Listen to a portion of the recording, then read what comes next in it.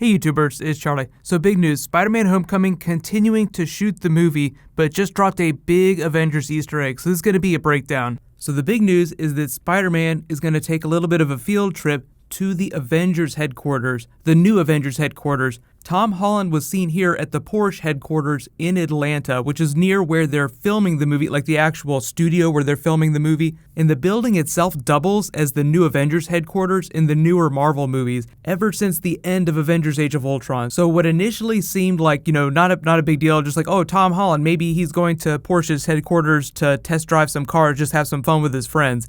Nope. There were a ton of filming trucks reported near the facility when he was there, when this picture was taken. So either Spider-Man is going to go there by himself or he's going to go there with his friends. But if you guys haven't read the comics in a long time or you didn't read the original Civil War, Spider-Man was living inside the Avengers Tower with Mary Jane and Aunt May. Now, obviously, the movies are very different from the comics. They did a very different thing during Civil War. But it makes sense that Tony Stark's spending most of his time at the Avengers facility. That's where all of his toys are, his base of operations. So if he's going to give Spider-Man some help or some upgrades, it makes sense that they would do something at the Avengers facility. Now, part of it also might be just showing Spider-Man what's waiting for him if he stays on the path. Great power, great responsibility. You could almost say he's already an unofficial Avenger. Tony Stark invited him to be on the team. He's really more of a contract player because he really only came on for that brief fight in Germany, but he got the top-down redesigned suit from Tony Stark, so he's already wearing his Stark Tech suit.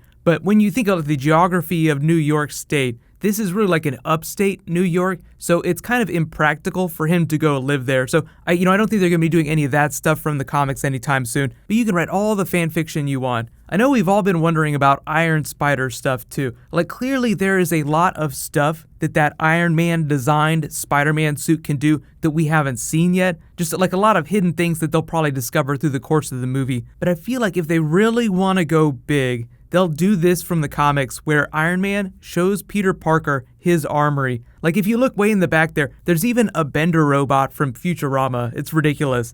But you can see how the Avengers facility is really big. We haven't seen all of it. We've really only seen like the hangar. We've seen the outside. Like, we see him walking down some hallways. We have the meeting room. There's just a lot of hidden treasure that we haven't got a peek yet. And I think Iron Man's armory from the comics would be like a really big, cool thing that they could put in. Just like a brief tease of all the suits of armor that he has on tap.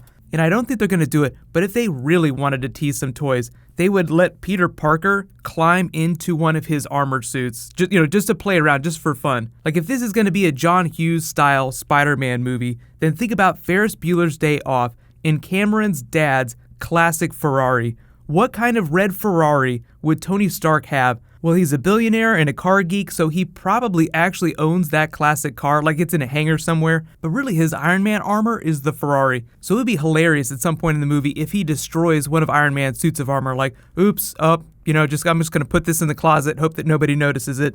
The cool thing in the comics, though, is that because Tony Stark's new AI, Friday, remember, Jarvis is Vision now, so Friday is the new voice inside his head. She has like this connection to all of Stark technology. So if someone actually uses or activates one of his armors anywhere in the world, he immediately knows about it. Like, Mr. Stark, someone is using your technology, even if it's been integrated and repurposed by villains. So if Spider-Man or one of his friends tried to play with one of Tony Stark's armors, he would know instantly. But even if they don't go for that, I'm expecting a bunch of John Hughes movie Easter eggs. Like, they'll probably borrow a couple lines of dialogue, maybe a couple of the jokes. The weird thing about parents in those movies, though, is that they're kind of like these passive blobs that just kind of exist in the background. Like, they're not really active in the children's lives. So like Ferris Bueller's Day Off, you have Cameron's dad, who would be kind of like the Norman Osborn. Like, he's this terrible person that you never really see on screen. But Cameron, like Harry Osborn, comes from money and lives in constant fear of his dad just losing his shit. So it's going to be a little while before we see that first trailer. I mean, there's a rumor that it's going to come in the next 2 weeks or so. So just keep your eyes peeled, but I'll be curious to see what they show up. Like, it'll probably be a version of the Comic-Con trailer, so it'll be like a funny remix. Usually the first teaser that they show off doesn't give you too much idea of the story. It just shows you some of the fun beats of the movie just to get you hyped up.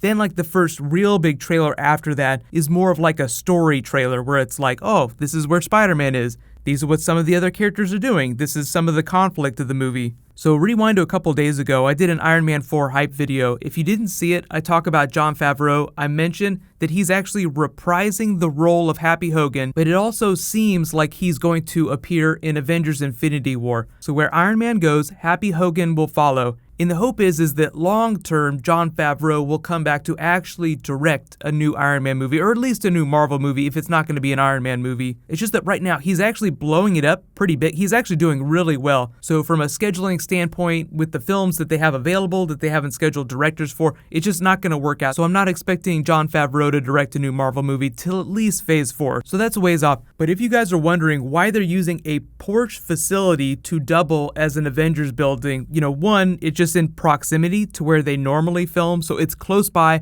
and it looks kind of cool. So I think that's the biggest reason. But two, both Porsche and Audi are owned by the same company, by the Volkswagen Group. So like that big Black Panther Winter Soldier chase scene during Civil War when they're chasing each other through that tunnel, all of those cars are new Audis, like the brand new Audi models. So it's kind of an extended Audi ad, and Audi paid Marvel millions of dollars to be featured. So that's why you see like the Audi logos very clearly. It's like a very sly way to do an ad. It's called product placement. It's very common in movies. But Porsche, from a corporate standpoint, is just like Audi's cousin, like they're related because they're both owned by the same company. So it's probably really easy and cheap for Marvel to film at this facility. So it just makes a lot of sense from a practical and from a financial standpoint. So that is why the new Avengers facility looks mysteriously like the Porsche headquarters.